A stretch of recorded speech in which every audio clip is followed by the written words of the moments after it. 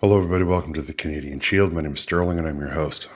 Bill Blair, the defense minister, was called to the committee, especially after making the announcements for the $8 billion that they plan on spending on the military after the next election.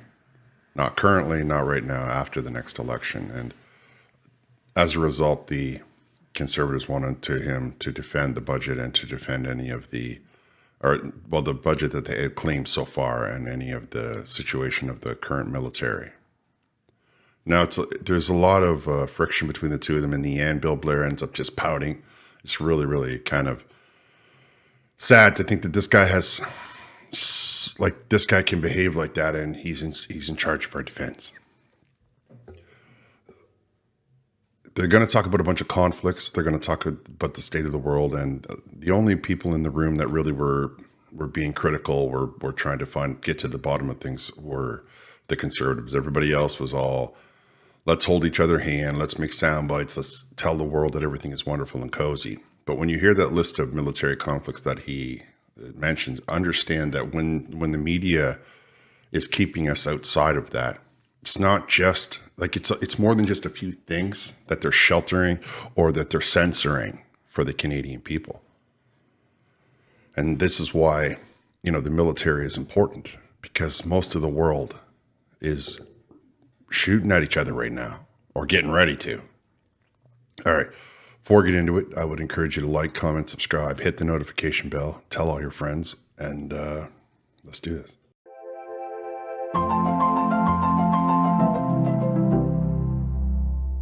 I must say I'm disappointed with the defense policy update. There's no sense of urgency here. We've got war waging in Ukraine. We just witnessed Iran attack Israel last night. We have seen war throughout the Middle East and in the Red Sea. And we are witnessing a powder keg that's about to explode in the South China Sea and the Strait of Taiwan. And yet, all the promises that you're making and the explorations that you're doing doesn't happen until really after the next election. So in typical Liberal fashion, it's dithering, it's delays, it's kick the can down the road. There's a lack of seriousness here in the defense policy update. This investment's layered on the work that we did with Strong, Secure, and Engaged, which actually raised defense spending over an 8-year period by nearly 70%. I'm very proud of our record in supporting our troops. We never had troops lined up at food banks. We never had troops living rough. We never had our international allies say they can't depend on Canada. That's all on this Liberal government. And the fact that he mentioned Strong Secure was in 2017, and if that was working, then why would our military be in such a horrid state? So now he's going to talk to them about the housing crisis that is affecting and impacting the military specifically, right? The serving members of the armed forces that are going to the food bank, the serving members of the armed forces that are sleeping in their cars. The guy's answer is absurd. And so let's talk about the housing, because you have put in here, you say $300 million, but there's only $8 million that's committed to housing at this point in time, and there is $0 committed for this fiscal year. There's $0 committed in the DPU for next fiscal year. You said we're 6,700 homes short for our troops, and we know that over the last 2 years, that National Defense only built 38 homes in 2 years. That isn't going to close a gap in 6,700 homes, nor will the $300 million get us there. Great question. Let me share with you some of the things we're doing. And you may have heard our housing minister's already announced that we are investing not only money into the building of affordable rental housing for Canadians, which will include members of the armed forces, but we're going to leverage the value of some of the property that the National Defense Department currently holds, so that we are already in very important discussions with municipalities and with private industries to form public-private partnerships to get housing built rapidly. But you didn't earmark a single nickel for 2024, 2025 which means that if you were going to start building, it would have to be in the spring of 2026. That's when you're going to tell yourself that you're going to be giving some money toward it. And the federal lands you want to you want to lease to the builder. So you want to bring in a private builder to build homes on federal land with free labor just sitting right there. And then you want to lease those houses. You want the private company to lease the land from the federal government, meaning that the military serving person will have to pay his rent to a private company that's on federal land.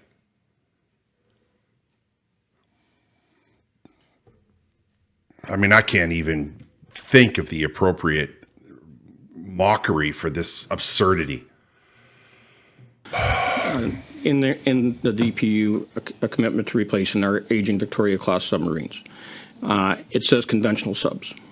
The Prime Minister at the announcement last week said that nuclear subs are also an option.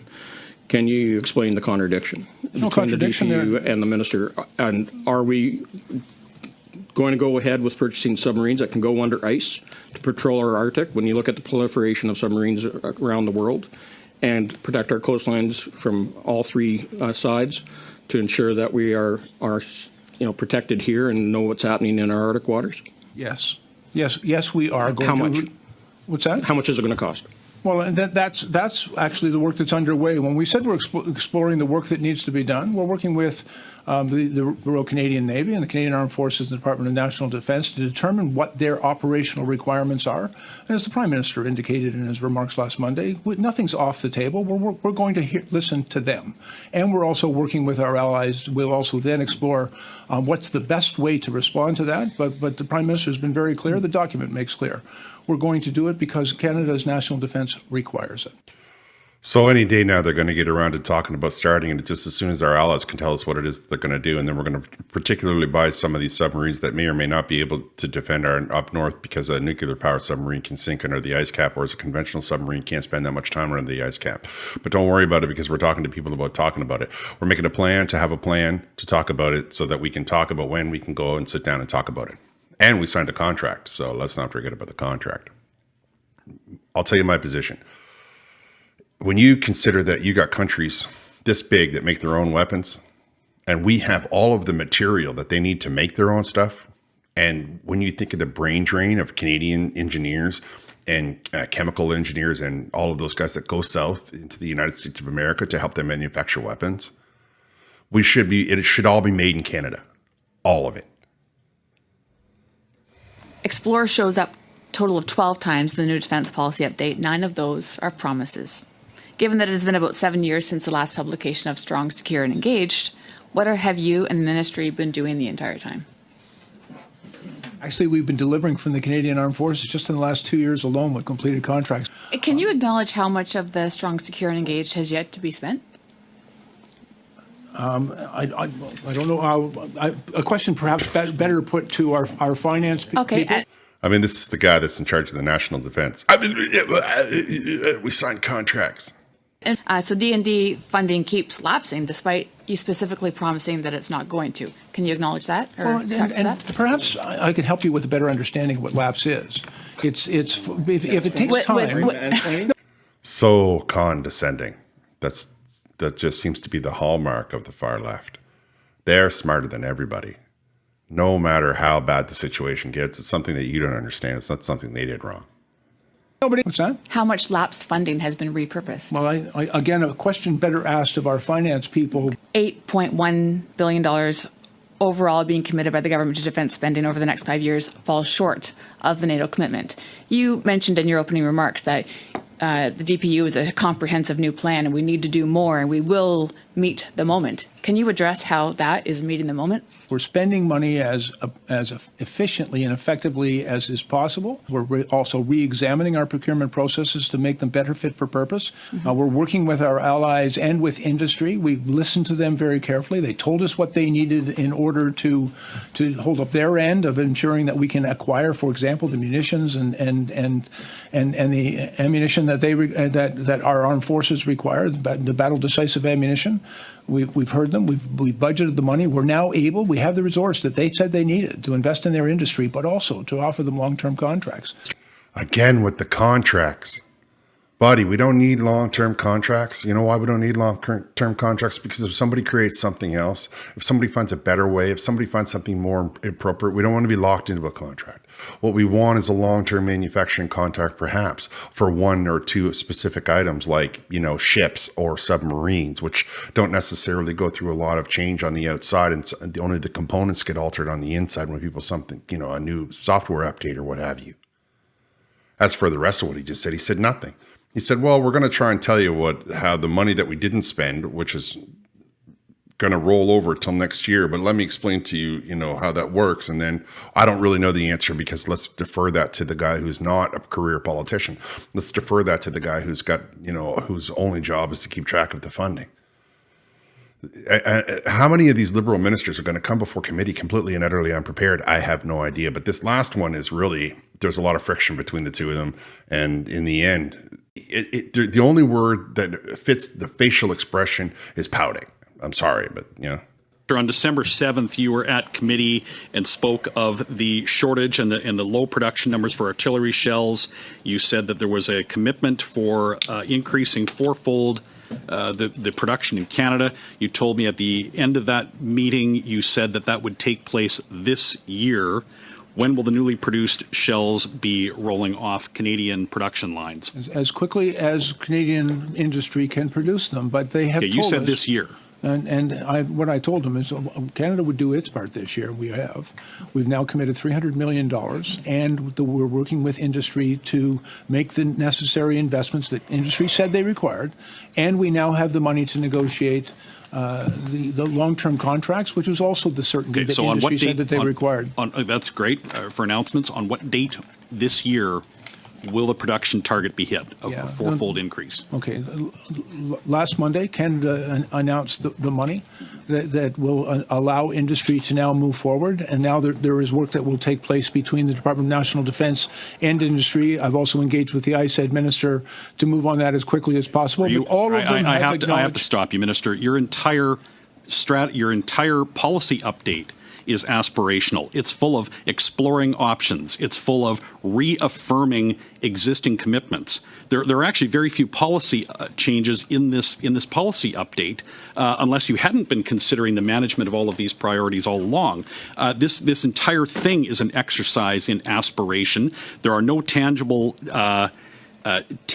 outcomes that can be measured by dates and specific dollar amounts, other than far down the road, far after another election. So, Minister, this defense update cannot possibly be characterized as anything other than an aspirational document. We're running out of time, Minister. One more question, just as a reminder for people about the detachment between announcement and reality.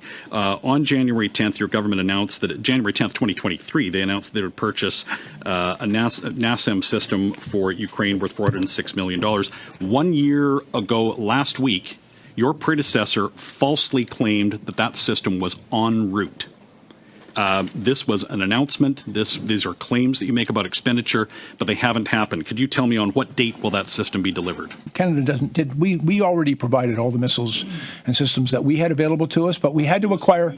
Predecessor mislead Canadians then and Mr. say it Kelly, was en did you route. want an answer to your question? Well, you're not answering it. Look at him. Oh, help me, Mr. Chair. That's the man who's in charge of the national defense. Look at him. Throwing a tantrum, you know what I mean? I'm not going to talk to you. I'm taking my ball and going home. This is the guy who's supposed to be in charge of all of the military people in our country. I ask you, would you make the ultimate sacrifice for your country, knowing that this is the guy that's in charge of it all? Do you think that if the chips were down, this guy's going to back your play? I don't think that he should. I don't think he's qualified, if I'm honest with you. I know that he likes to be smug and all of those kinds of things, but look what happens when he doesn't get his own way. Look at the reaction that comes out of him. There's no reason for him, as the head of the defense of Canada, to be upset that somebody disagrees with him. And his entire job is based on the fact that somebody is disagreeing with him. But he can't take it, right? He can't handle it. And he knows he looks bad. And so he just clamps up and looks at the chair and says, here, ring the bell because I don't want to talk to this fellow anymore. It's weak, if you want my opinion. Anyway, I'm going to wrap here. I want to thank y'all for listening. I would appreciate it if you would like, comment, subscribe, hit the notification bell, tell all your friends. I'll talk to you next time.